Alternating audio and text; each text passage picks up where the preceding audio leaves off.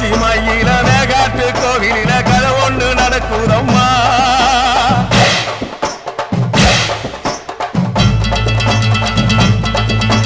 காட்டுப்புலி ஒண்ணு காயம் பட்டு போச்சே காரணம் யார் சொல்லம்மா.